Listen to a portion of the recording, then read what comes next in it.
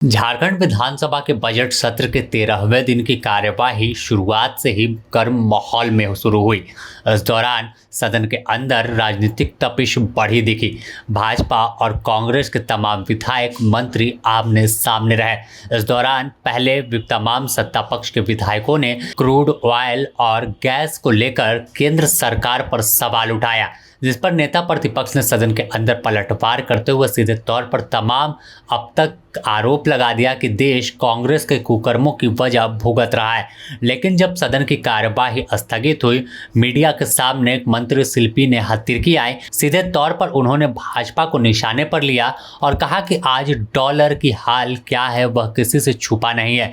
Crude oil कम आ रहा है, इस वजह से देश इसकी कीमत चुकाएगा।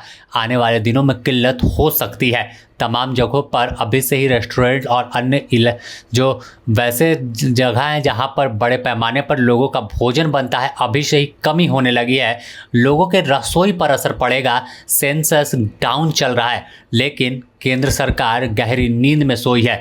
अब तक ट्रंप को वह दोस्त बताते थे, लेकिन अचानक पता नहीं क्या हुआ। पार्लियामेंट में भी, संसद में भी किस तरह से पेट्रोलियम और एनर्जी मिनिस्टर जो हैं हरदीप पुरी जी ने पूरे देश को गुमराह करने का काम किया, ये कह के कि कोई भी हाहाकारी नहीं है, कोई भी किल्लत नहीं है। मगर आप देख रहे हैं, लगातार न्यूज़ में आप देख रहे हैं कि किस तरह से, चाहे वो व्यापारी किस्म के लोग हों या दुकानदारी लोग हों या अपने घर के लोग हों, किस तरह से गैस के लिए, डीजल पेट्रोल के लिए हाहाकारी मची हुई है।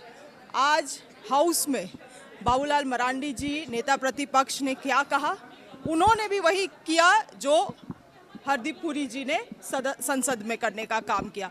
झारखंड के लोगों को गुमराह करने का काम किया। क्या कहा उन्होंने? बाबूलाल मरांडी जी ने यह कहा कि कांग्रेस के लोग अराजकता फैलाने का काम देश भर में, झारखंड भर में कर रहे हैं। इस तरह से आज स्थिति इतनी खराब है, ये आप देखेंगे लोग जो लाइन में खड़े हैं, अफरा तफरी मची हुई है तेल के लिए, पेट्रोलियम के लिए, गैस के लिए। और आने वाले दिन में स्थिति और बदलने वाली है। स्कूल में माध्यमिक भोजन नहीं बन पा रहा है। आप जाएंगे हॉस्पिटल्स में, 2-2 हज़ार 3-3 हज़ार जो रिम्स में पेशेंट है, उनके लिए खाना बनाने में अब परेशानी होंगी। इतनी ज़्यादा किल्लतें हैं और ये कह रहे हैं कि कांग्रेस इसके लिए जिम्मेवार है। मतलब पास्ट, प्रेजेंट, फ्यूचर सब चीज़ कांग्रेस जिम्मेवार है।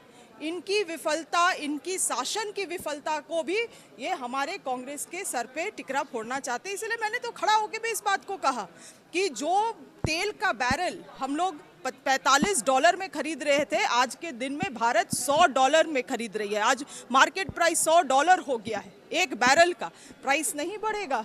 आपको मैं बताना चाहती हूँ, सबसे ज़्यादा अगर हाहाकार होगा तो किसानों के बीच में होगा। क्यों?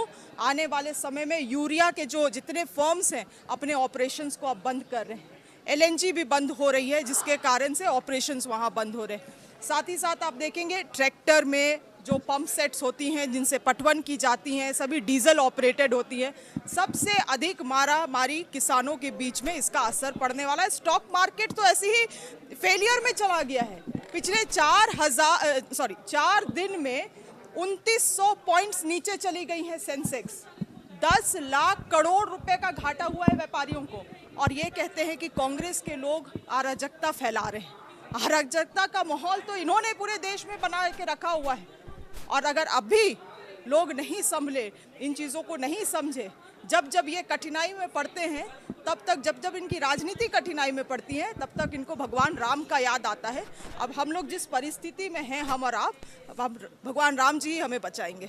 तो केंद्र का मुद्दा काफ़ी गर्म है और जिस तरह से ईरान US के युद्ध की शुरुआत हुई, उसके बाद से स्ट्रेट ऑफ हॉर्मुज़ से कोई भी ऑयल टैंकर भारत या अन्य कोई देश रवाना नहीं हो रहा है, जिस वजह से आने वाले दिनों में लोगों को डर सता रहा है कि हो सकता है कि भारत में भी तेल और LPG की किल्लत हो सकती है। बस इसी का डर, और विपक्ष जो केंद्र में है कांग्रेस, वो सवालों के घेरे में भाजपा को ले रही है कि आखिर आपकी तमाम नीति कहाँ फेल हो गई।